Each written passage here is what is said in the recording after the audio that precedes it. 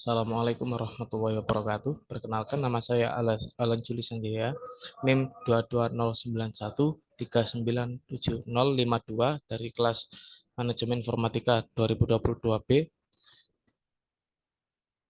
jurusan D4 Manajemen Informatika. Malam di sini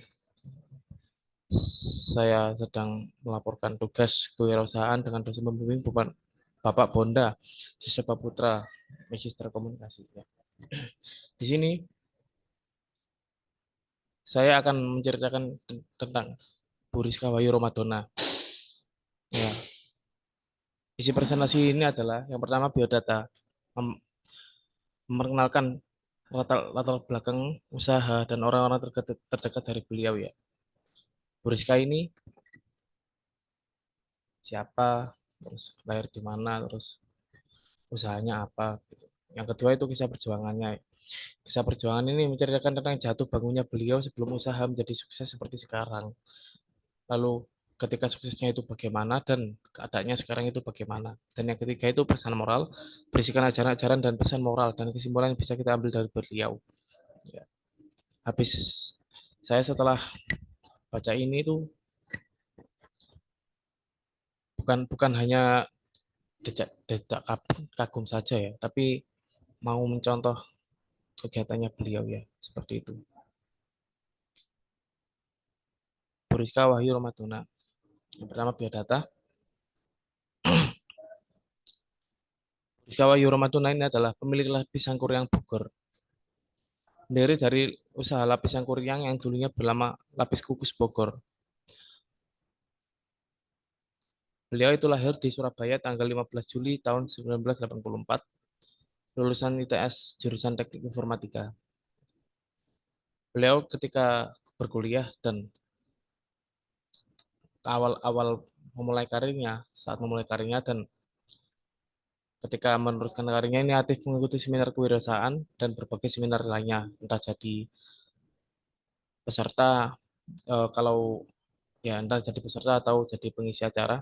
Beliau itu sering sekali mengikuti seminar, saya baca itu.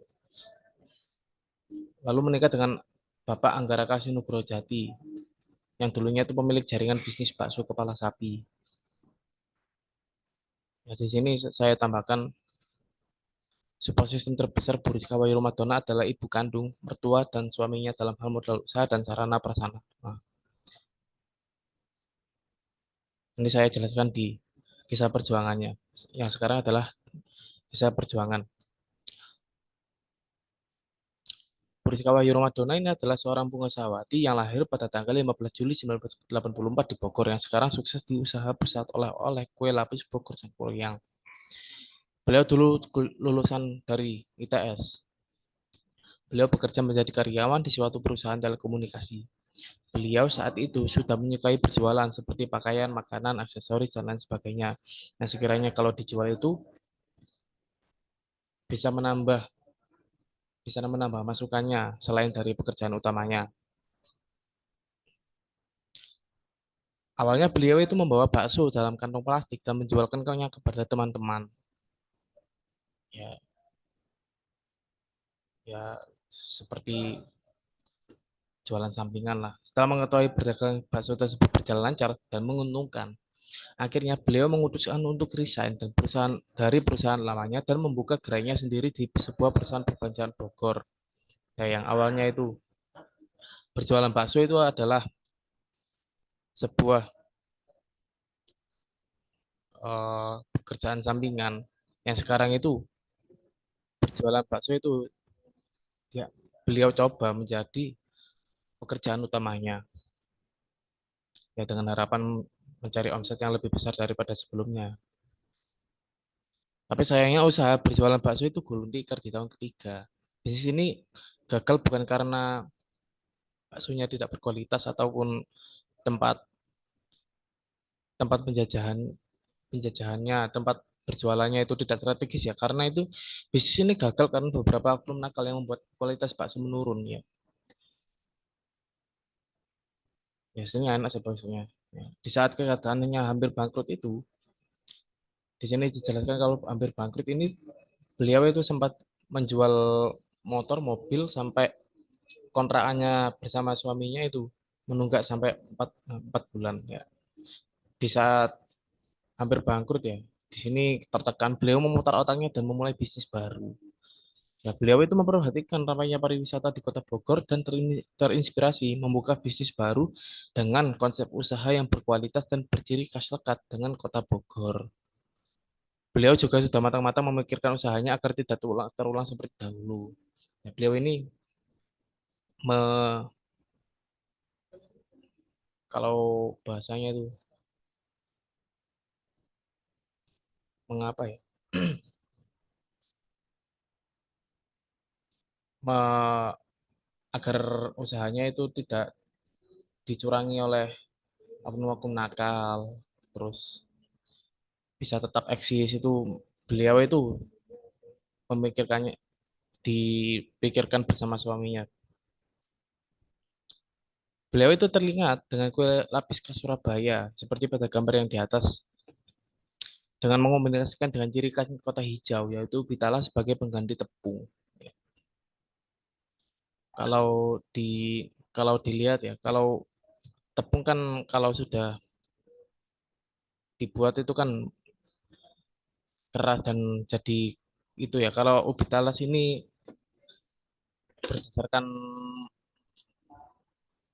berdasarkan risetnya itu susah dibentuk, tapi entah kenapa itu beliau itu bisa mengolahnya jadi bentuk kue.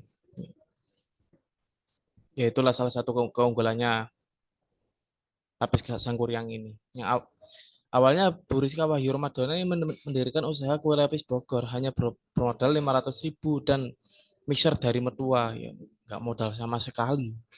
Usaha ini awalnya hanya usaha rumahan dengan omset penjualan yang tidak terlalu besar dan target pemasarannya hanya tetangga, teman, kelompok arisan serta kelompok pengajian saja. Kalau dinilai ya cuman kecil lingkupnya itu, cuman sekitar-sekitar sini saja. Kalau dilihat-lihat ya, ini tuh kalau mau untung ya, ya lama. Makanya itu beliau sadar bahwa jika hanya seperti itu saja, maka usahanya tidak berkembang besar. Beliau pun memutar otaknya untuk menambah relasi mitra usahanya dengan beberapa perhimpunan hotel dan restoran di Bogor. Ini awalnya itu beliau mencoba buat melobi satu hotel itu gagal, gagal total dan akhirnya rugi. Lalu beliau itu daripada satu-satu dari hotelnya langsung mengontak ke perhimpunan hotel dan restoran di Bogor. Ini beliau tahu beberapa koneksi dari perhimpunan hotel dan restoran ini karena beliau itu dulu aktif dalam berbagai seminar kewirausahaan. Karena pemasaran yang bagus dan barang yang berkualitas. Akhirnya usahanya sukses dan sekarang kue lapis Bogor dicap sebagai oleh-oleh khas Bogor hingga dicari oleh orang-orang dalam hingga luar kota. Nah, ketika dicari-cari ini ya, daripada orang-orang itu repot-repot pergi ke restoran atau ke hotel cuma pesan kamar atau pesan makanan di sana buat dapat oleh-olehnya Bu Rizka ini terkesan merepotkan dan itulah lalu beliau ini memutuskan untuk membuka gerai pada tahun 2011 itu dan yang awalnya namanya itu Lapis Bogor diganti menjadi Lapis Sangkuriang. Alasannya untuk memudahkan pelanggannya membeli kue miliknya. Ya, karena di tahun 2011 ini beliau itu sukses. Lalu di tahun berikutnya ini membuka 2 gerai yang totalnya menjadi 3 gerai. Saking suksesnya itu beliau sampai nambah-nambah gerai dan nambah-nambah karyawan. Nah, nah, pada saat itu juga beliau itu coba mendaftar sebagai perusahaan ya, pada tahun 2012 ini beliau mencoba mendaftar sebagai peserta wirausaha mandiri wirausaha muda mandiri yang diselenggarakan Bank Mandiri. Tekadnya yang bulan untuk berusaha akhirnya membuahkan hasil. Pada acara itu juga Bu Rizka bersama usahanya berhasil menjadi juara wirausaha muda mandiri. Ya di sini tuh selain menambah relasi, beliau juga menambah pengetahuan tentang berwirausaha. Karena dulu waktu berkuliah itu beliau itu hanya mendapat ilmu yang tidak mendapat ilmu apa-apa dari wirausaha. Jadi beliau di sini tuh mencoba untuk menambah relasi orang-orang yang sudah berwirausaha dan dari orang-orang yang berwirausaha, lalu ilmu yang didapatkan dari orang-orang tersebut beliau ambil dan beliau itu disebutkan itu menang dan mendapatkan juara satu di lomba ini.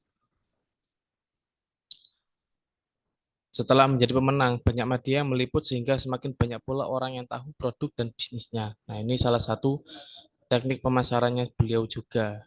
Selain itu, Bu Rizka juga diajarkan dalam hal efisiensi produksi dan juga sistem pembukaan yang lebih sistematis dan terperinci.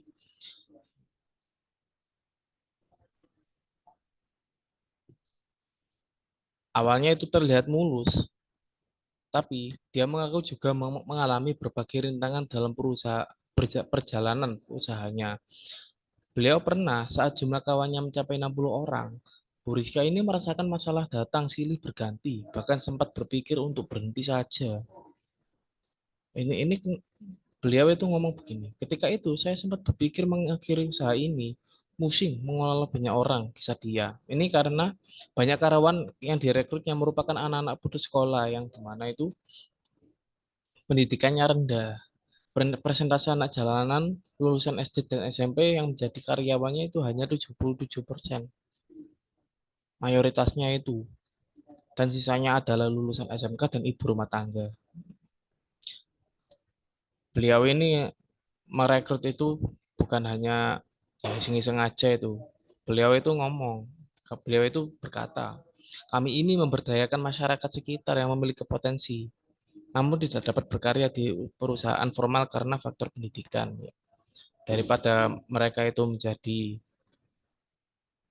bebannya kota, daripada mereka itu yang hanya lulusan SD SMP dan anak jalanan ini membanjiri kota Bogor, mengamen dan lain sebagainya. Mendingan beliau beri lapangan kerja, ya seperti itu kurang lebihnya. Tapi karena faktor pendidikannya yang kurang, mereka itu sulit diatur. Itulah, hmm, itulah katanya Bu Rizka.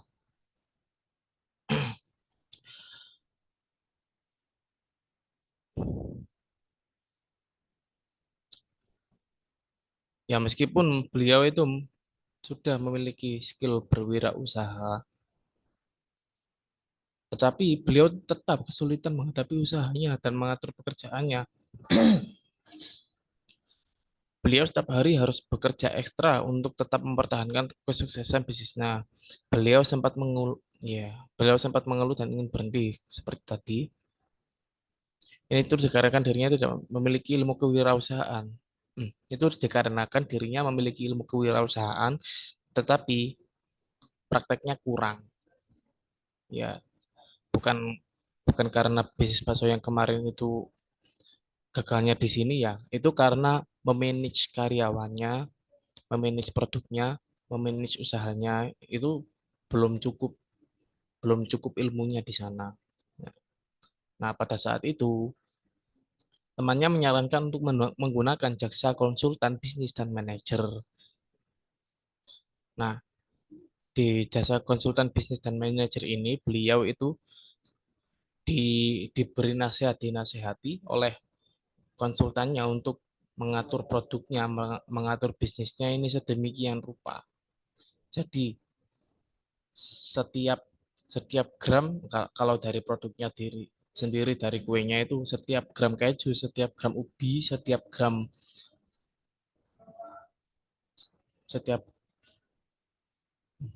pewarna, setiap box itu semua itu diatur. Bahkan pembeliannya juga dan konsultan manajer ini juga konsultan manajer ini membagi karyawan-karyawannya menjadi beberapa sektor dan diberi juga pengawasan. Yang dimana itu kalau mereka yang mayoritasnya yang awalnya itu anak jalanan SMP, kalau tidak diberi pengawasan, maka mereka akan bekerja bekerja ya bekerja saja, nggak tahu kualitas bekerja. Nah, setelah memberikan jasa konsultan bisnis dan manajer, saat itu juga beliau dan bisnisnya mengalami pengembangan. Ya, hasilnya adalah karyawannya bertambah menjadi berjumlah 114 orang. Penghitungan bahan baku ke bahan jadi diperinci hingga per gram, menambah pengawas karyawan, dan beliau hingga merancang sistem kelistrikan dan pengaturan daya pabrik dan merancang software khusus untuk consumer care. Ya, saking ingin menambah menambah kualitas dari usahanya itu, bukan hanya kuantitas, dan juga pabriknya ini sampai pelistrikan dan daya pabrik ini diatur sampai detail agar listriknya di sana itu tidak terbuang sia-sia. Sampai sebegitunya beliau. Nah, dan untuk tahun ini produksinya sudah sampai 4.300 kotak per hari. Harga perkotaan itu sekitar 25.000 sampai 30.000 rupiah. Yang awalnya itu beliau cuma modal 500.000 saja dari bisnis rumahan. Kini omsetnya itu sampai miliaran rupiah per bulannya. Itu pun belum memenuhi pemerintahan pasar yang amat tinggi. Jadi sekiranya kalau beliau mau menambah menambah karyawan, menambah gerainya lagi itu bisa. Bahkan bahkan bisa melebihi dari miliaran rupiah itu. Mungkin puluhan miliar atau seberapa lah. Hebatnya lagi, saat ramai, para pelanggan bisa antre hingga 2 jam untuk mendapat produk kue lapisnya. Itu sebabnya ia masih membatasi pembelian maksimal 5 kotak per orang, bahkan hanya 2 kotak ketika akhir pekan. Ya ini karena dibatasi ini karena memanage ya. Dibagi seperti dari konsultan bisnis dan manajernya. Beliau berkata, pagi buka langsung habis. Baru ada lagi pukul 2, masih ada jeda waktu konsumen tidak bisa kebagian. Katanya menyayangkan. Dan ini outletnya mulai dibuka dari jam 7 hingga jam setengah 9 malam.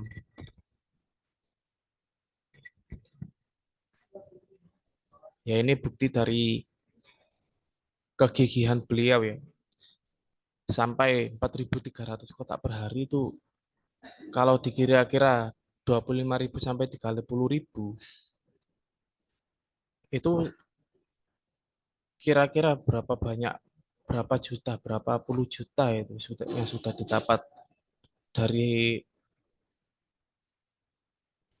beliaunya sendiri yang berwirausaha itu karena kegigihannya dan keuletannya dalam menetapi wirausaha.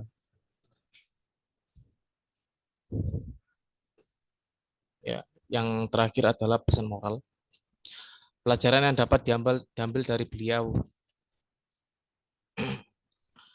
Yang pertama itu tidak pasrah pada takdir. Kalau semisal beliau itu pasrah pada takdir, ya yang awalnya itu bangkrut, yang dari jualan bakso itu sudah dicurangi dan akhirnya bangkrut, beliau ya sudah pasrah, sudah cari kerja kerja lagi, jadi pegawai kantoran lagi, dan memiliki hutang yang sekiranya itu banyak. Yang kedua adalah jika ada peluang, maka manfaatkan sebaik-baiknya. Jikalau beliau itu saat itu tidak melihat pada suksesnya lapis kuku lapis kukus di Surabaya. Oh iya, jika beliau itu tidak melihat pada suksesnya lapis kukus Surabaya pada pada saat itu beliau ya tetap akan berjualan bakso seperti sebelumnya, ya tidak akan laku. Yang ketiga, tidak takut mencoba hal baru. Ya kalau kalau tadi itu, kalau beliau tidak mau mencoba untuk mencari mitra mitra usahanya yang awalnya itu hanya pekerja kantoran yang tidak tahu apa-apa, langsung tidak mau mencari mitra usahanya yang lain, maka mitra usahanya itu ya tidak akan datang sendirinya, ya tidak akan bisa datang sendirinya sendiri. Yang keempat adalah belajar dari kesalahan. Kalau beliau tidak belajar dari kesalahan, ya sampai sekarang lapis yang kurang itu tidak ada, sudah hilang seperti dagangan bakso yang sebelumnya. Beliau itu berhasil mengolah otak yang awalnya gagal membuka usaha baru, itu juga belajar dari kesalahan lamanya. Dan yang terakhir ini, selain banyak belajar, memperbanyak pengalaman dan relasi. Ini artinya jika kita itu berjualan, itu selain memiliki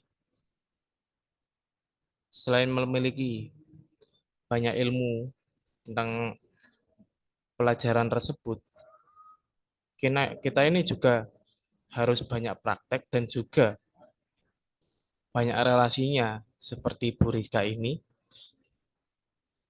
kalau kalau sedari awal ini beliau eh, sudah banyak belajar tapi pengalamannya kurang dan relasinya tidak ada, maka beliau itu ya sudah jadi pegawai kantoran lagi seperti sebelumnya. Udah gak ada, gak pakai jualan bakso, gak pakai jualan lapisan kuri yang tadi. Ya itulah pelajaran yang dapat diambil dari beliau. Mungkin cukup sekian dari presentasi saya ini. Terima kasih dan wassalamualaikum warahmatullahi wabarakatuh.